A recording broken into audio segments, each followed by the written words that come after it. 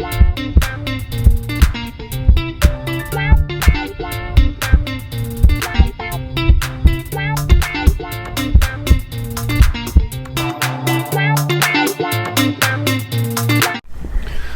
guys, I am Dr. SmellGood. Thank you for joining me for this video.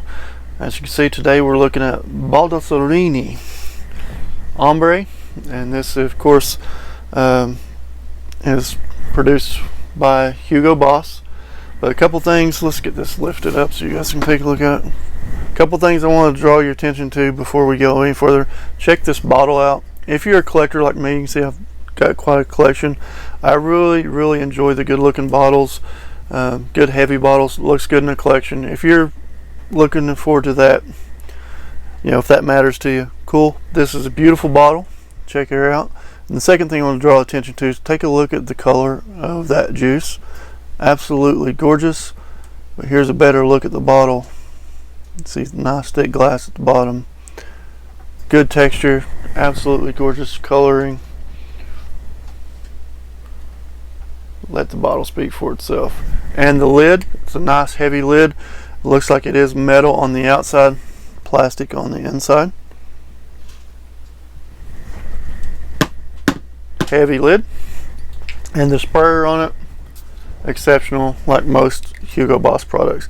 So Baldessarini Ambre, or I guess you could say amber, but I think it's technically ambre, but amber, however you want to pronounce it. So I did get this off of Fragrance Net for, I'm wanting to say it was in the $30 range, and it arrived and I was kind of upset because it arrived in this box, which you guys all know that's how testers come. So I was about to pitch a fit, and then I opened it up, and inside this box was double packaged, so you can't beat that. So here's the actual box. Like I said, it was packed inside. If you care about boxes, there's the presentation on the box. I always save them in case I want to sell later on, information on the bottom. And separates the men from the boys, not the boys from the men. So that's, if you care about the box, that's what you got. Alright, so what do we think about this one? This is a 2007 release. Like I said, it is Hugo Boss behind Baldessarini. Let's hit the notes real quick. I'll throw them up right there. You got on the top notes, you got mandarin, red apple, and whiskey. The mid notes, you have violet and leather. Base notes, oak, labdaman, and ambergris.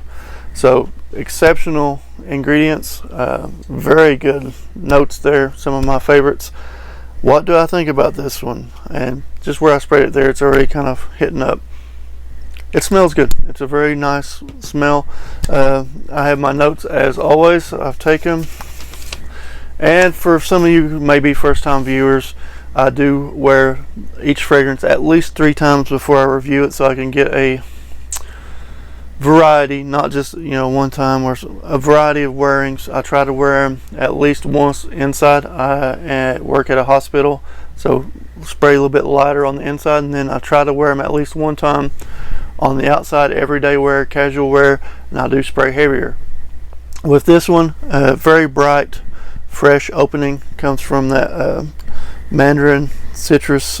I can't really tell, to be honest with you, that it's mandarin versus just a citrus smell, but it is citrusy. I'm saying mandarin because that's what they have listed. And sweet. It's really sweet. I'm assuming that's from the ambergris. I can tell you, I'll wait till the end for that one.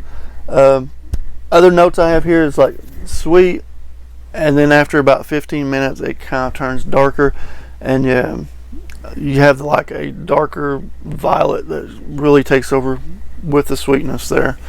And then after about 30 minutes is the first time that I really get the booziness from the whiskey note that they have listed at the top. It's never a dominant whiskey. It kind of sits in the background. And let's say you have this sweet, leathery whiskey tone to it, mostly sweet. The leather is there, and it does, like I said, kick in. At that point, you're basically, after 30 minutes, you're in the dry down. That's what you're getting. You're getting leather. You're getting the sweetness that's throughout the fragrance, lasts the entire fragrance, with some leather, some whiskey.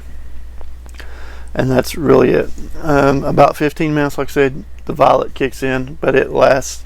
It's subtle. It's not overwhelming after 30 minutes. 30 minutes, like I said, leather, sweetness with a little bit of booze in the background. Never pokes its head out and be a predominant boozy fragrance, in my opinion.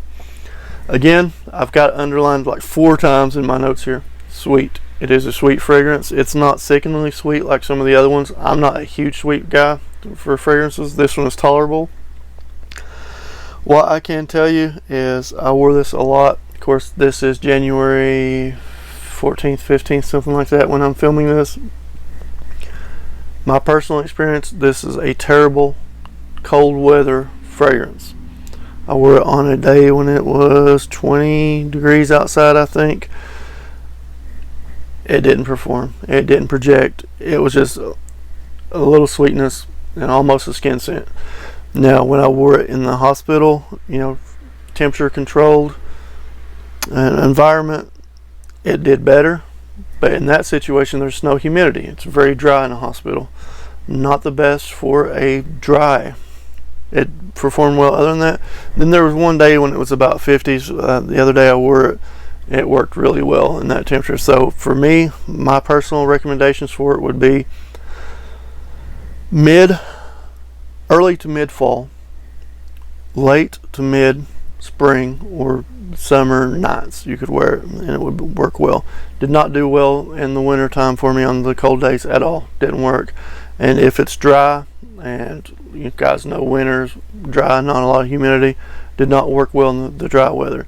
So if it's humid, or if you're in a warmer climate, Florida right now, this would be beautiful. It's a beautiful scent. Now the other thing that I have here is projection on me. With winter, I got about 4 hours of longevity with about 1 hour of projection. Never at any point was it a projection monster. It was not a beast projector for me at all, but it was a nice personal scent, perfect for the hospital. You don't want something that's going to blast your patients into respiratory distress. Perfect for hospital, be perfect for office wear where you don't want to offend everybody else around you by being too loud. Other than that, the scent itself is not going to be offensive. It's not going to be anything that's going to really blast anybody out and offend anybody. The other thing on my note I have in big red letters is, where is the amber? I don't get a lot of amber in this. Like I said, it's sitting in the background. It gives a little bit of that sweetness, but it doesn't remind me of like an ambery sweetness. It's not resinous like a lot of amber fragrances. Honestly, it kind of reminds me of like a tonka bean sweetness, but not amped up. A lower tonka bean, more subtle. So I don't get a lot of amber from this. I don't get a lot of the warmth that comes from amber from this. This is just me personally. I have other fragrances that are amber heavy and they give me that warm sweetness. This one didn't do it.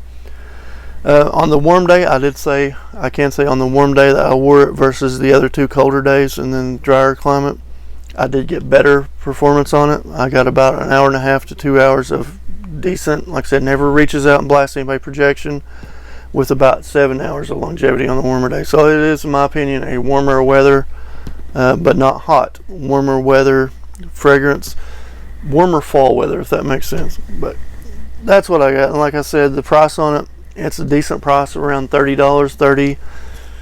I wouldn't pay much more than that for it, to be honest with you. With everything that's out there in that price range, $30 to $40. I wouldn't pay above $40 for it, but that's me personally. I'm a cheapskate, so that's just what it is. So the leather in it, I know I've talked about leather because it is, to me, I get a lot of leather and sweetness from it. The leather kind of reminds you of almost like if you've gotten a new leather coat, it's a nice new leather coat. Leather's what it reminds me of. But that's my interpretation of Baldessarini Ambre. Beautiful bottle, great in the collection. It's a nice casual fragrance indoors, in my opinion, or if you live like right now somewhere warm, tolerable climate. Not good for extremely cold weather, in my opinion. Maybe you guys have a different opinion. Leave it in the comments, and if you haven't already, please go down, like, comment, subscribe, all that stuff. I am Dr. SmellGood, and remember, if you have a fever for fragrance, the only prescription is more SmellGood. Peace, guys. God bless.